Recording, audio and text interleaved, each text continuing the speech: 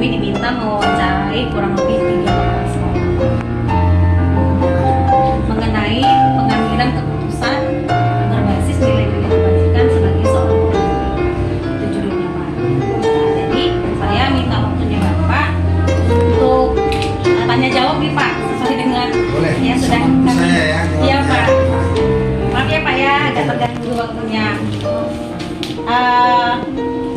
Selama Bapak menjabat jadi kepala sekolah di sekolah kita ini kan Pak, di sekolah sini, tantangan apa Pak yang paling berat Bapak rasakan? Suatu permasalahan etika terhadap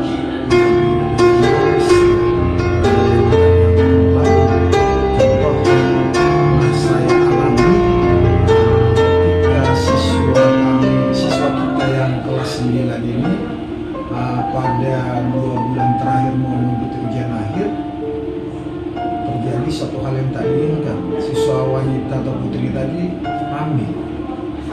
Jadi di situ muncul suatu permasalahan. Dalam aturan yang berlaku tata tertib sekolah kan seorang pelajar siswa SMP kan tidak dibenarkan ikut belajar dalam kondisi dalam keadaan hamil kan gitu.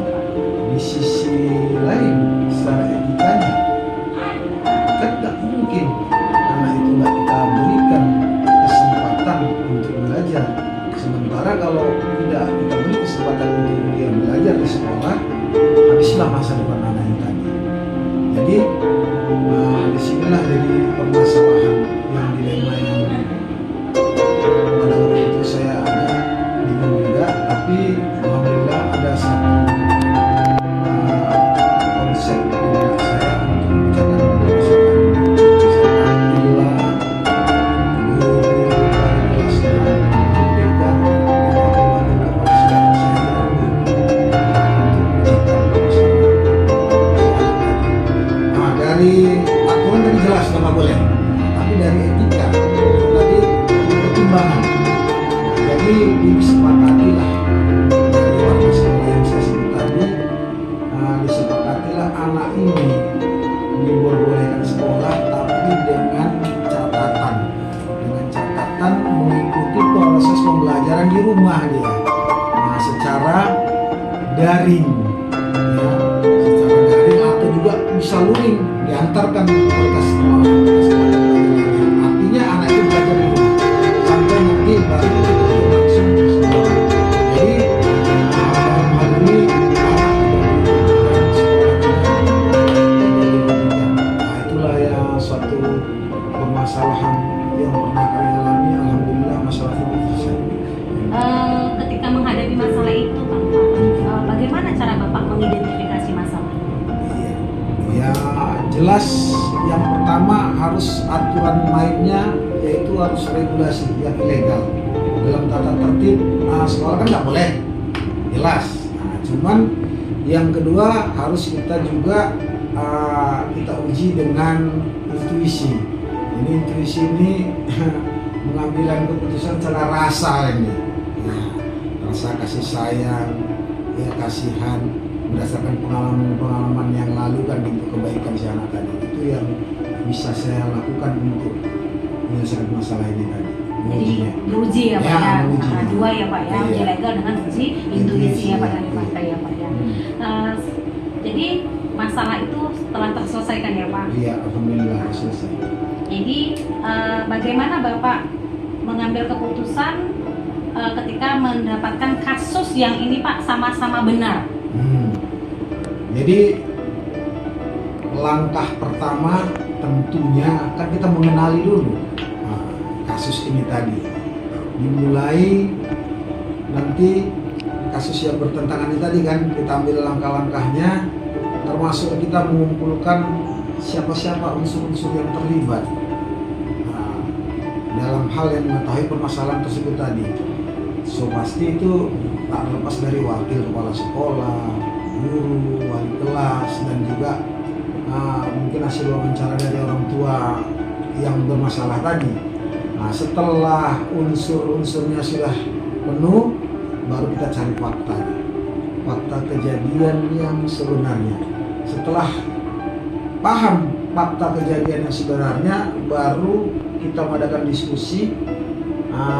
Saya mintai pendapat kepada unsur-unsur yang sudah dikumpulkan tadi. Bagaimana sebaiknya cara menyelesaikan permasalahan itu tadi dengan catatan anak tidak dirugikan. Jadi bukan saya sendiri yang mengambil keputusan, tapi ambil keputusan sesuai dengan unsur-unsur yang ada di sekolah tadi.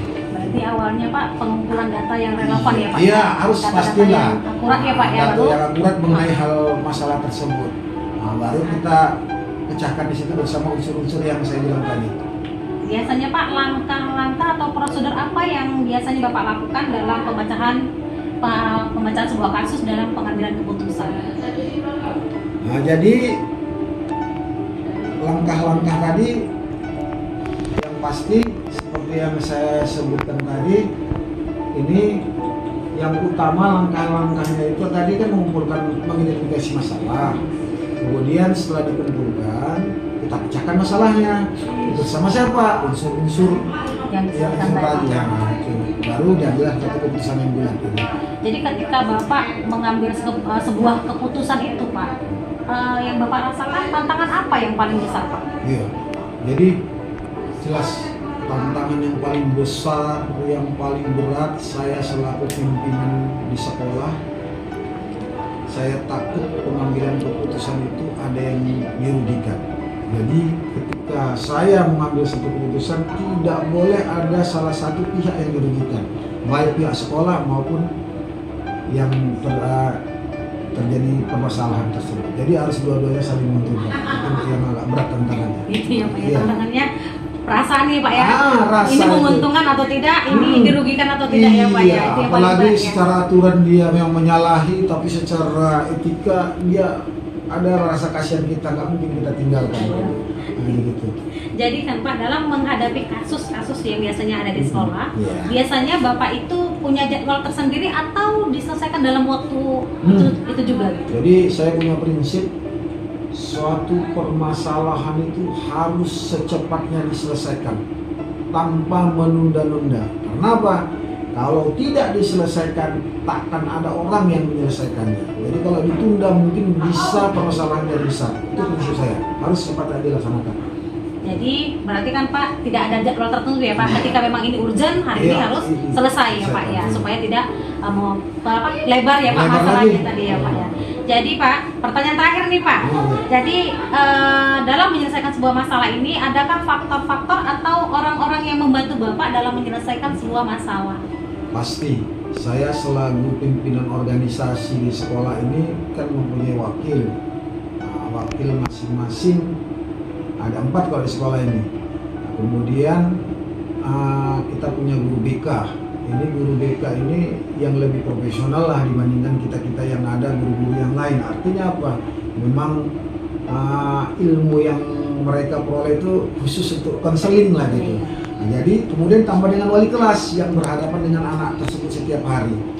Jadi unsur-unsur ini tadilah saya satukan, saya mengumpulkan, kemudian untuk memecahkan masalah ini tadi. Jadi bukan saya sendiri yang memecahkan masalah. Jadi mereka juga ikut sebagai warga sekolah, itulah yang sangat membantu saya untuk memecahkan masalah. Jadi setiap masalah berarti ada andil orang-orang yang berkompeten di dalamnya ya Pak ya. Seperti tadi wakil kepala sekolah dan guru BK, mungkin wali kelas juga ya Pak ya, wali kelas ya termasuk ya. Terima kasih ya Pak ya atas waktunya. Jadi dari perbincangan ini banyak ilmu yang saya dapatkan Pak. Jadi saya tahu nanti ke depannya bagaimana ketika menjadi seorang pemimpin bisa mengambil keputusan yang sangat bijak agar tidak merugikan siapapun pihak manapun. Terima kasih banyak ya Pak ya intinya. Terima kasih. Assalamualaikum. Waalaikumsalam. Assalamualaikum Pak.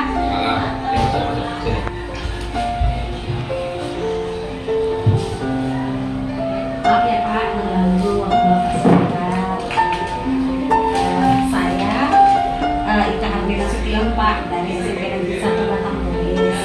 Jadi kebetulan saya adalah salah satu CGP Angkatan 7 Kabupaten Desa.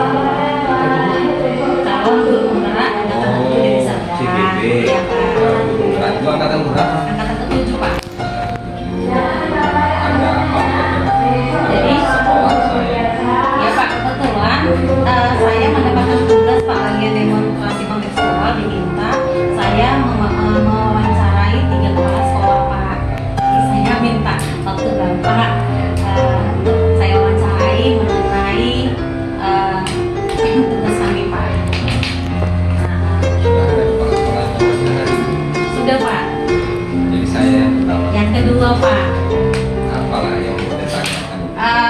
ini kan Pak tugas kami mengenai pengambilan keputusan berbasis nilai-nilai kebijakan sebagai pemimpin Pak. Ya. Jadi di mana di sini kepala sekolah bagaimana mengambil sebuah keputusan ketika menghadapi sebuah masalah. Ya. Di dalamnya kan Pak ada dilema etika atau rujukan moral. Ya. Jadi lanjut ya Pak ya. Saya ingin bertanya nih ke Bapak, kira-kira selama Bapak menjadi seorang pemimpin di sekolah ini, apa tantangan yang terberat Pak yang Bapak rasakan? Dalam hal apa? Dalam menghadapi sebuah masalah yang berkaitan dengan dilema etika Pak. Coba dispesifikkan lagi pertanyaan. Tantangan yang Bapak hadapi mengenai kasus yang pernah ada di sekolah yang menyangkut dengan dilema etika, di mana dalam dilema etika ini seseorang harus memilih antara dua pilihan secara moral benar tetapi bertentangan Pak. Gitu. Katanya ada 2 masalah. Benar, tapi bertentangan. Iya. Dan itu kan termasuk dari dilema etika Pak. Benar, Tapi tapi bertentangan. Jadi begini, dilema di sekolahku banyak ya. Dilema sekolah itu banyak. Ketika kita mengambil sebuah keputusan itu dilemanya banyak. Tapi harus kita ambil yang benar. Tetapi mungkin dalam sebuah aturan itu barangkali tidak benar. Jadi apa yang saya ambil kan keputusan atau tidak? Iya Pak. Jadi ya apa juga masalah apa kasus apa yang Bapak hadapi yang seperti itu? Iya, dia itu keputusannya benar, tetapi mungkin bertentangan. Contoh seperti ini misalnya di sekolah itu misalnya ada sebuah masalah, apalagi misalnya kita contoh sekarang ini yang sudah kelas 3 di masalah itu. Kita paham bahwa Desember 2019 sama goncang oleh dimana aktivitas sekolah itu berjalan, anak itu lebih banyak di rumah, sehingga banyak kasus-kasus sekarang yang kita temui. Salah satunya nih anak-anak ada siswanya yang sudah mohon maaf hamil duluan, ada siswanya yang mohon maaf sudah bekerja orang tua, sudah enak dapat kan gitu kan. Nah ini masa-masa ujian, ini masa-masa ujian. Ya sebenarnya nih bagi anak-anak yang sudah tidak afektif sekian minggu sekian apa ketika masa COVID ini ya patut dipertimbangkan nih sebenarnya anak-anak ini masih layak sekolah apa tidak ya, sebenarnya menurut aturan itu kurikulum kita sekian hari nggak masuk, kita sudah ambil tindakan tegas apa anak ini tidak atau diberhentikan dan segala macamnya seperti itu ya kan. Tapi di sisi yang lain pemerintah menggariskan bahwa tidak ada anak yang putus sekolah ya kan. Nah di sini kan ada dilema menegak aturan atau bagaimana kebaikan untuk yang putus sekolah. Jadi dalam hal ini memang kasus demi kasus itu harus kita lihat. Artinya bagaimana sekolah mengambil satu sikap ini anak tetap bisa sekolah dalam kondisi keadaan yang ada di terima dia sekarang ini, tetapi kita juga masih ditolerir oleh aturan. Jadi sekarang jadi dilema buat kita ya Pak. Iya, Dikeluarkan, dikeluarkan tetap kita tetap biarkan sekolah. ya. Nah, sementara kan pemerintah juga menggariskan ini ini anak jangan ada yang putus sekolah nih, ya kan gitu. Nah, kalau beraturan udah nggak boleh, udah sekian nggak sekolah, tapi kan kondisinya gimana? Nah, gitu. Ya, begitu juga kasus yang lain.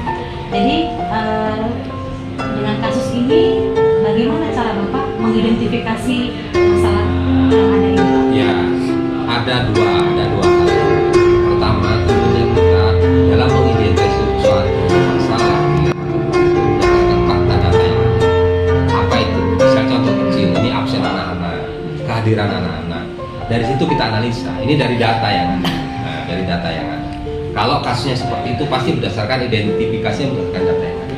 Ada kasus-kasus yang barangkali hari ini muncul, hari ini diselesaikan. Itu tidaklah berdasarkan fakta, tapi berdasarkan keadaan situasi di mana saat itu masalah itu terjadi. Jadi identifikasinya dari data yang ada di sekolah. Untuk kasus yang seperti pertanyaan Ibu nomor 1 tadi atau jawaban saya yang pertama tadi, tapi ada masalah yang hari ini muncul tapi hari ini diselesaikan. Nah itu tentunya datanya berdasarkan fakta. Jadi harus ada data-data yang Oh iya, relevan ya Pak ya. iya. Gitu ya Pak ya. Iya. Jadi selama Bapak menjadi pemimpin, bagaimana Bapak mengambil sebuah keputusan ketika mendapatkan kasus yang sama-sama benar atau sama-sama mengandung nilai kebajikan? Ya, kalau keputusan itu sama-sama benar, sudah pastilah sama-sama kita dukung. Iya, mengandung kebajikan pastilah kita sama dukung. Dua keputusan ini sama-sama mengandung kebajikan, kebaikan tuh ya, sama-sama mengandung kebenaran, pasti kita dukung. Persoalannya adalah ketika keputusan itu diambil di sekolah, ada dua hal. Kadang-kadang keputusan itu yang kita ambil membutuhkan dana yang banyak di sekolah. Kadang-kadang ada keputusan itu yang tidak membutuhkan biaya. Oleh karena nanti situasi dan kondisi pada saat masalah itu ada, kita lihat. Nah, gitu. Kalau keputusannya sama, tetapi yang ini misalnya kondisinya memang tidak membutuhkan biaya, gitu dan sebagainya. Saya kan kita putuskan kita dukung hari itu. Tapi kalau misalnya nih, dua-dua butuh dana yang sama besar, misalnya nih, dua-dua butuh tapi dana besar. Nah, kita lihat urgensinya. Mana di antara dua keputusan yang urgensinya di sekolah yang lebih penting. Contoh misalnya nanti tahun ajaran baru, ya kan? Nah, satu sisi misalnya kita butuh membuat taman sekolah, ya kan? Satu sisi lagi kita butuh bangku sekolah, bangku untuk si anak-anak, ya kan gitu? Ini tahun ajaran baru. Ibu sendiri kalau saya tanya, mana duluan, bangku siswanya atau taman sekolahnya? Karena dianggap semua dua-duanya penting. Ya mana yang duluan? lebih penting ya bangku. Nah iya, ibu sudah tahu udah pandai, coba CGP ya. Begitu keputusannya, ya kan? Gitu ya Pak. Nah, Ya. iya. Jadi dilihat dulu Dilihat apa dulu. kepentingannya dulu Ya, ya. yang penting kalau dana manusia kita dukung. Yang mana Tapi lebih maju urgent dulu itu kan ya, Pak? yang paling penting. Oke. Jadi Pak, biasanya Bapak itu untuk mengambil sebuah keputusan apa sih langkah-langkah yang Bapak lakukan atau prosedur apa yang Bapak lakukan? untuk Ya, mengambil? ya paham saya. Pertama itu tadi kan saya katakan ada analisis data. Iya. Data seperti itu. Nah, kita analisis data. Kalau memang personnya, orangnya, atau gurunya, atau siswanya, atau siapapun perlu kita panggil, kita bicarakan. Ini masalahmu seperti ini. Ya, mungkin di antara percakapan itu kan akan ada solusi di antara kami sebagai pimpinan dengan guru misalnya seperti itu. Nah, pada saat itu saya harus mengambil keputusan yang mungkin sifatnya sementara, walaupun mungkin dalam hati. Belum kita sampaikan kepada yang bersangkutan. Itu langkah pertama. Langkah yang kedua, karena di sekolah, kepala sekolah itu punya pimpinan, punya teman, punya anggota, ya, punya rekan. Apa itu misalnya? Bantu kepala sekolah, ada BKS siswa. Nah, dalam hal ini harus diskusikan. Kalau misalnya kasusnya itu misalnya kasus yang menyangkut masalah kegiatan pembelajaran, nggak ada salahnya. Guru-guru sekolah, BKS pun kita kumpulkan. Juga mungkin kita bisa memberikan masukan dan untuk memperkuat apa yang menjadi keputusan saya sifatnya sementara tadi.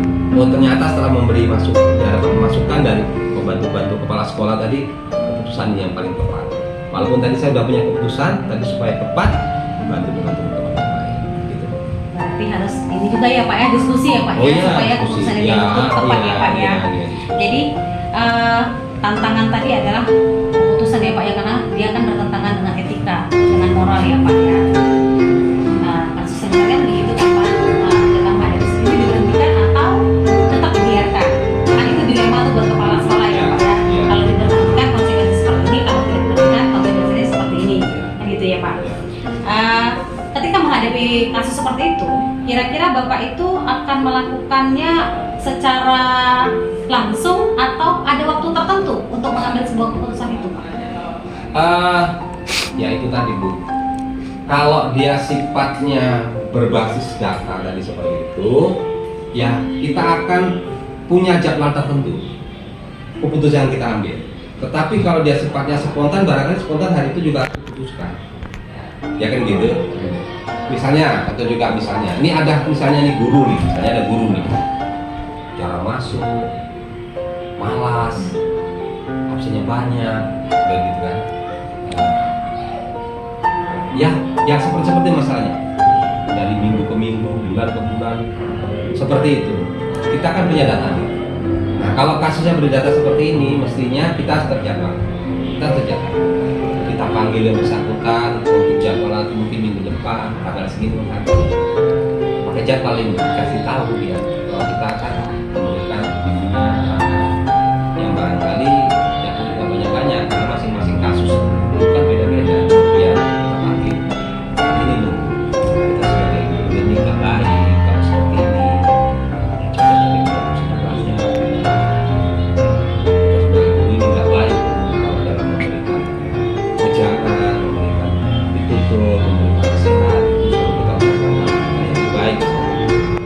Itu jadwal, ada jadwalnya untuk menentukan pembinaan pengambilan keputusan seperti itu, sehingga dari pembicaraan itu sepakatlah kita dengan guru itu, oh seperti ini keputusannya itu seperti ini, caranya seperti ini, itu terjadwal. Tapi kalau kasusnya tadi spontan hari itu juga misalnya, ya nggak pakai jadwal. Kasus itu kan kadang-kadang ada yang spontan dan hari itu juga harus diputuskan. Jadi bisa terjadwal, bisa diputuskan. Berarti kan menurut dari kasus tersebut tadi ya Kakak ya, ada faktor atau orang-orang yang akan mendukung Bapak dalam mengambil sebuah keputusan. Iya, ada orang muda. Semua stakeholder dari sekolah harus saya libatkan. Ya, tadi saya contohkan PKS. Tapi bisa juga dalam keputusan ini, sungguh pun dia hanya tukang kebun, itu saya sambil keputusan. Contoh nih, misalnya kebun nih, kita mau buat seperti ini, yang lebih paham kan tukang kebun. Iya, udah kita kumpul dulu gimana ya seperti ini. Ide mungkin dari saya untuk seperti ini. Oh, mungkin sama tukang kebun nggak cocok nih Pak. Kalau Bapak misalnya harus tanam pohon ini di sini nggak cocok nih. Nah, kan masukan dari tukang kebun. Ya. Berarti kan harus kita libatkan orang-orang yang memang berkompeten di bidangnya ya Pak ya. Seperti itu. Jadi ketika Bapak mengambil sebuah keputusan, itu efektif nggak Pak? Atau berkelanjutan tidak dari masalah yang berjalan? Itu jawabnya ada dua. Bisa efektif, bisa tidak. Ya, apapun keputusan yang diambil oleh suatu pimpinan di suatu pendidikan itu bisa efektif, bisa tidak. Harapannya memang kita semua ridho. Tapi bila tidak, ya itu memang bagian daripada resiko sebuah keputusan bisa dilakukan. Jadi kan Pak, menurut paradigma ini ada 3 prinsip pengambilan keputusan. Yang pertama itu berbasis riset, yang kedua adalah aturan, yang ketiga berbasis rasa peduli ya Pak ya. Iya. Ya kan. Jadi berarti ketiga-tiga ini harus kita pertimbangkan ya Pak ya dalam mengambil sebuah Iya, keputusan. tadi sudah saya katakan pertimbangannya bagaimana nih kalau anak tidak sekolah dan aman. Kalau berbasis data tadi, ya seperti itu tadi barangkali karena datanya seperti ini. Tapi juga ada yang spontanitas tadi, ya kan?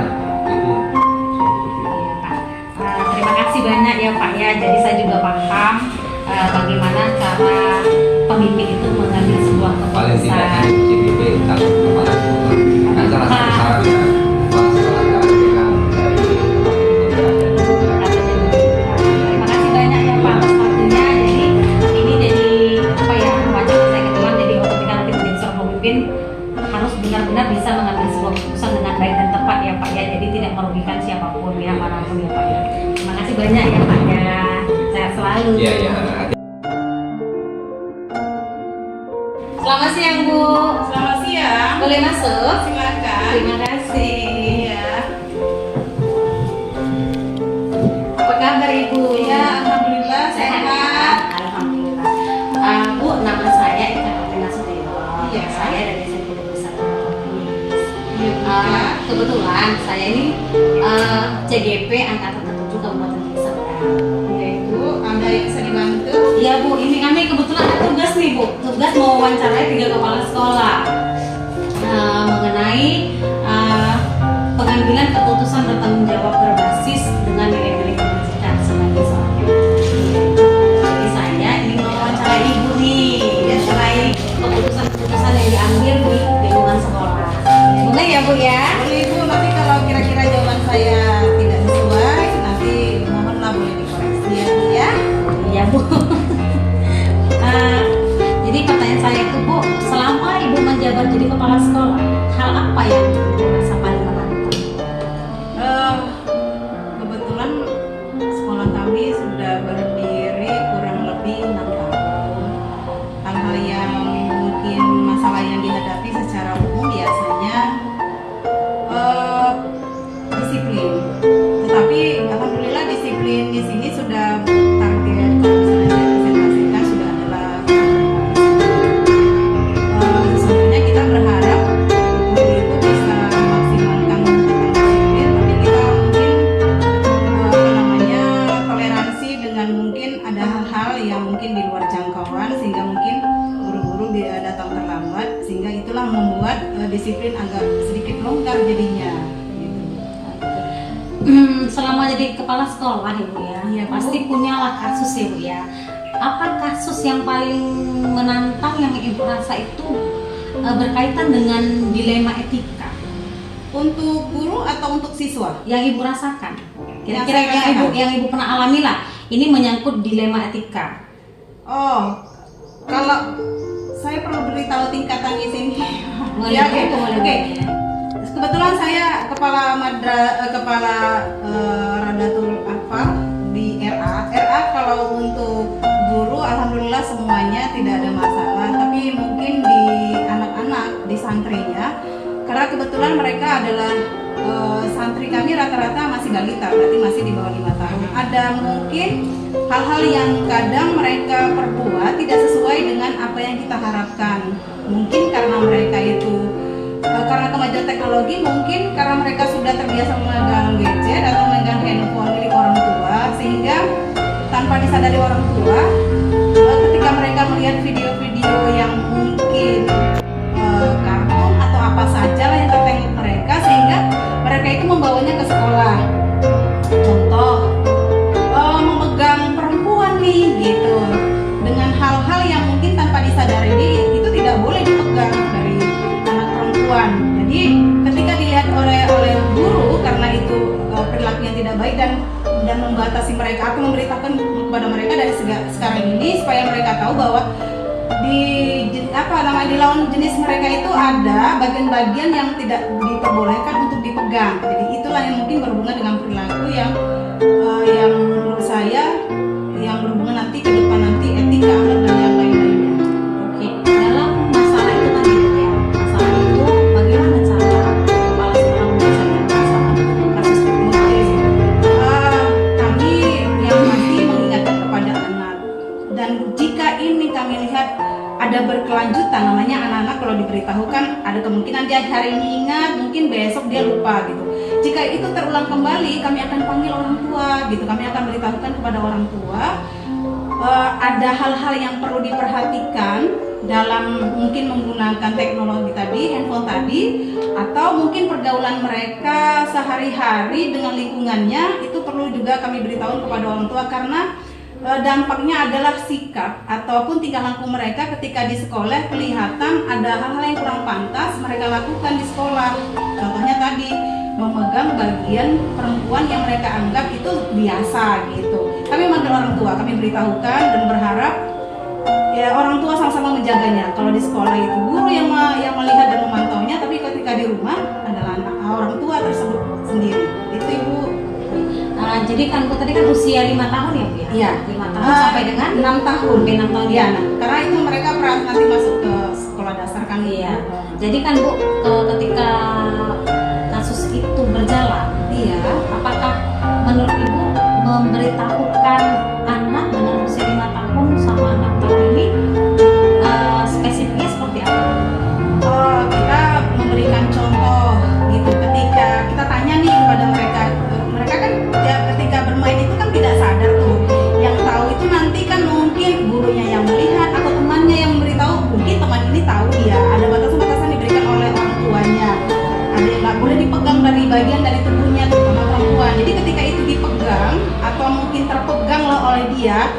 anak memberitahu ke anaknya yang bersangkutan, memberitahu kepada gurunya, maka guru akan memberitahukan kepada temannya yang memegang tadi, mungkin dengan cara persuasif, artinya nah nggak boleh dipegang, ini bagian ini nggak boleh dipegang ya, gitu gitulah. Bagaimana untuk memahamkan dia bahwa itu adalah bagian yang tidak diperbolehkan siapa saja memegangnya, gitu.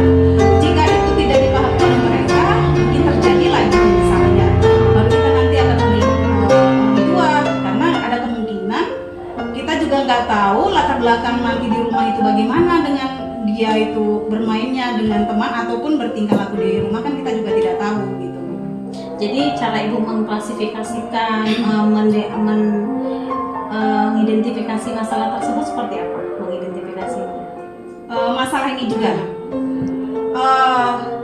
kalau gini Bu ya, kan tergantung dengan situasi permasalahan tadi. Kalau misalnya memang yang dipegang itu memang hal-hal bagian dari tubuh dia yang sangat fatal tadi, itu memang tidak pantas lah dipegang kan gitu, atau mereka itu ada bikin apa namanya ya, kayak seperti orang dewasa lah gitu. Kadang kan anak-anak main-mainnya gitu Bu, karena kan mereka lihat kartun atau lihat game atau apalah gitu, biasanya kan ada yang begitu tuh.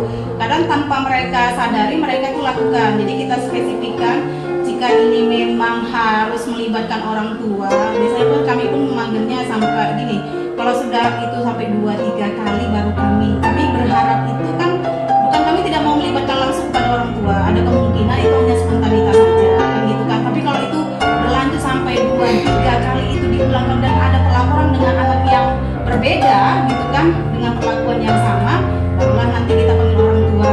Kita tanyakan di rumah itu bagaimana ya Bu ya, bermain dengan siapa, apakah dia memang pemegang handphone setiap hari gitu, atau gimana dia, terus kalau pegang handphone itu apa yang biasanya video atau game apa yang yang dimainkannya atau yang dilihatnya, seperti itu. Kami spesifikannya seperti itu nanti.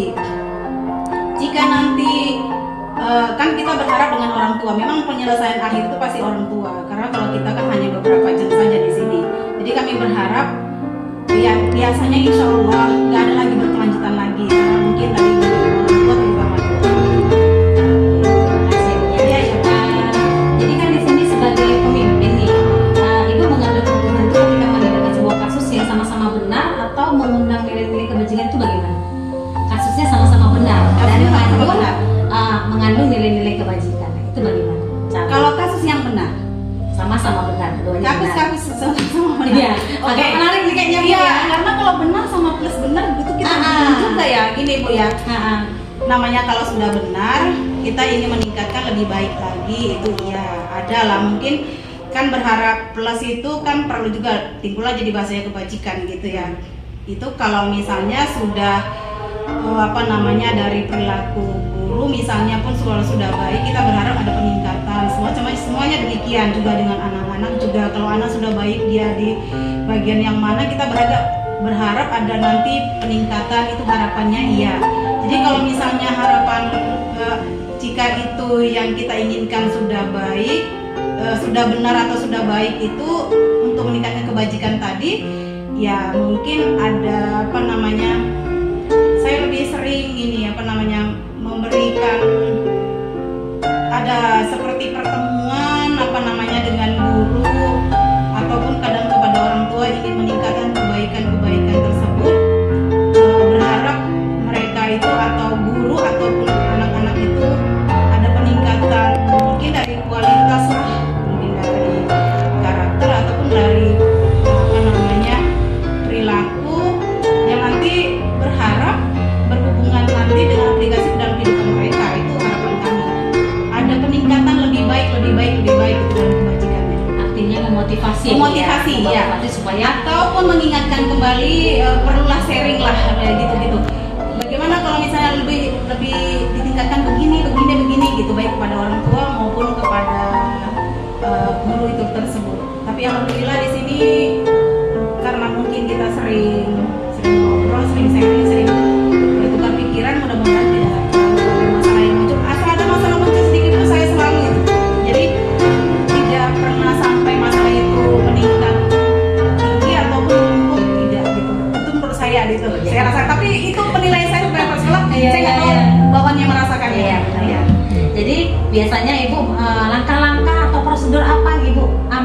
mengambil sebuah keputusan?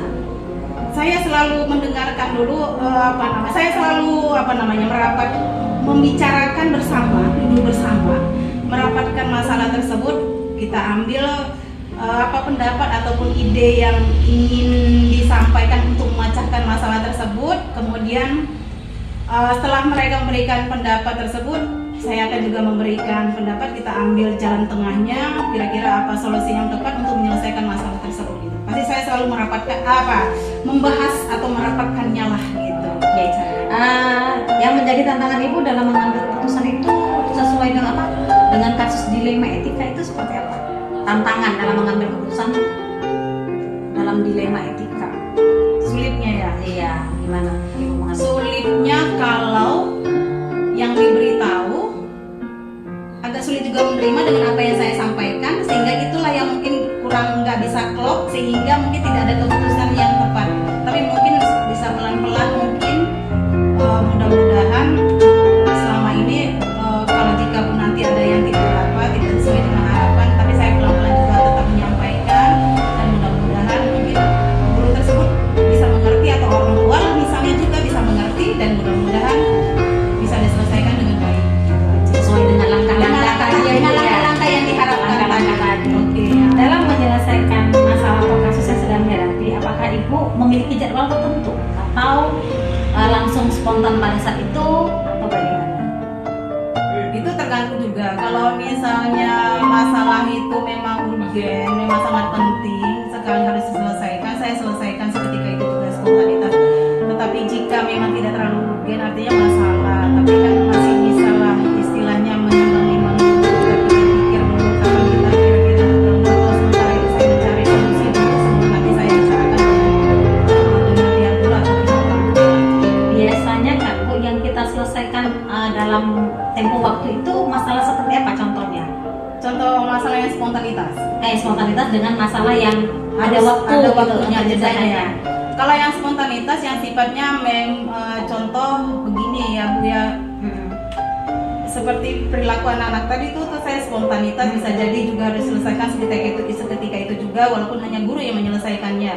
Tetapi yang mungkin yang berhubungan dengan di sini karena dia tingkatan RA atau taman kanak-kanak, itu biasanya berhubungan dengan kegiatan membaca menulis, itu kan itu perlu juga saya sampaikan kepada orang tua, walaupun mungkin ada jangka waktunya yang panjang. Misalnya saya akan lihat tempo mereka mungkin sebulan, 2 bulan, 3 bulan. Kalau tidak ada perubahan, misalnya saya harus panggil orang tua atau saya harus sharing dengan gurunya, apa ini masalahnya, gitu lah. Jadi seperti itu.